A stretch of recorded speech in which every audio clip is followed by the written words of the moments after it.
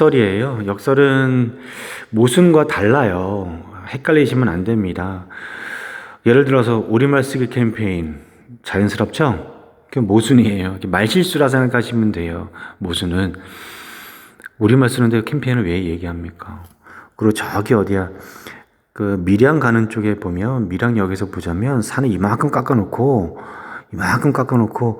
자연 보호라고 돼 있어요.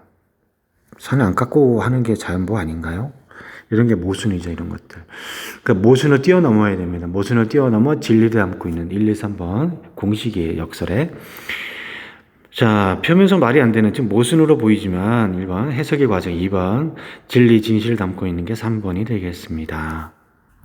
이런 게 모순이에요. 일요일에는 언제나 비가 내린다. 비와 함께 우산 속에 콘서트를 즐기세요 해놓고 비가 오면 콘서트는 열리지 않습니다. 이런 거.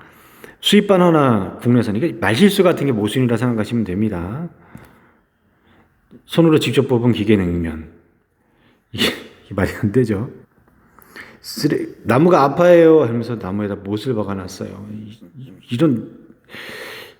이 모순적인 절대 주차 금지. 여기는 주차장입니다.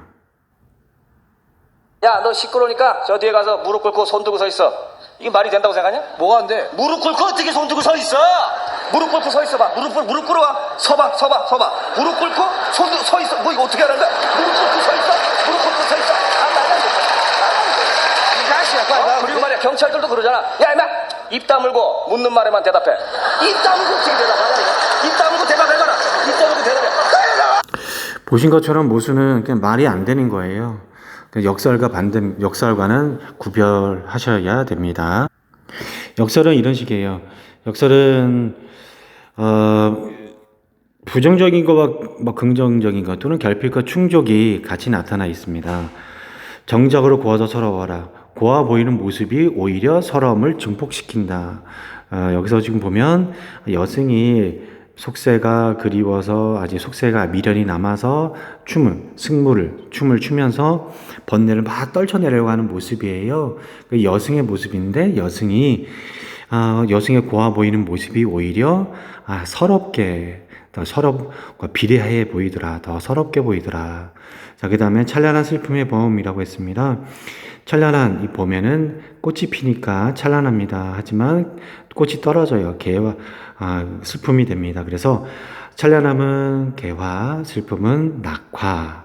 그래서 이 계절에서는 개화와 낙화, 그 다음에 슬픔과 그 다음에 즐거움을 같이 맛보는 그런 계절이다.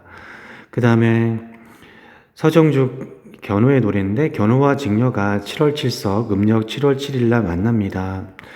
그런데 또 욕심을 내서 우리 헤어지지 말자 계속 살자 그러면 내년 7월 7석에는 만나지 못하죠. 옥황상제가 1년에 딱 한 번만 허락해 준 날이잖아요. 그래서 오늘 우리의 사랑을 위해서는 오늘 이별이 있어야 내년에 7월 7석에 만날 수 있다네 라고 하는 거예요. 그 해석하는 과정에서 지금 어떻게 돼요?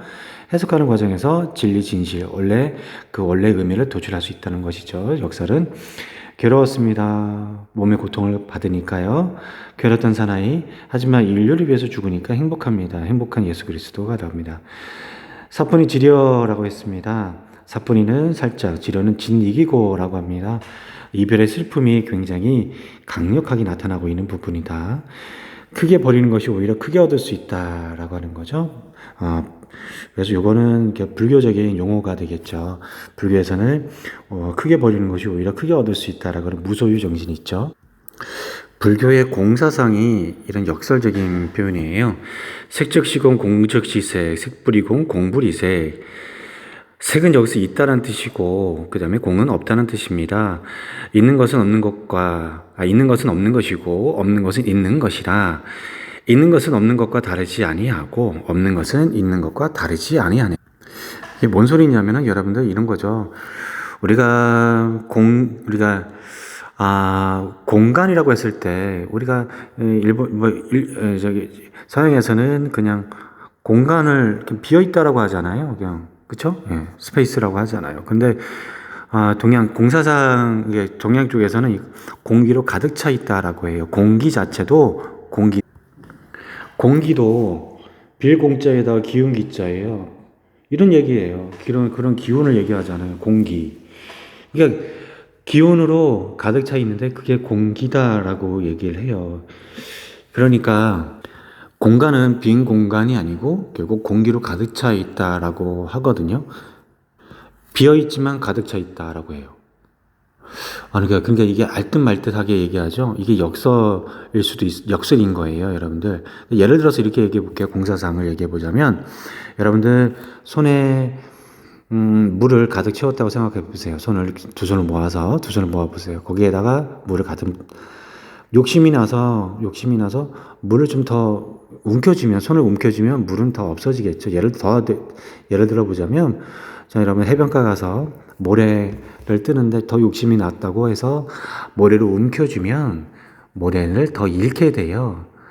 그래서 마음을 비우는 것이 오히려 더 많이 가진다라고 하는 거죠. 무소유. 자, 여기에 회자 정리 거자 필반을 넣어보자면 있다는 만남을 얘기해 볼 수 있고 없다는 이별을 얘기해 볼 수 있겠어요. 그럼 어떻게 돼요? 만남이 곧 이별이며 이별이 곧 만남이라. 만남은 이별과 다르지 아니하고 이별은 만남과 또한 다르지 아니하네. 곧 만남이 곧 이별이다. 이런 얘기를 해요. 그래서 만나면 결국 이별하는 것이고 그리고 또 헤어지면 다시 만나는 것이니라 라고 얘기하는 것이죠. 여기까지 하겠습니다.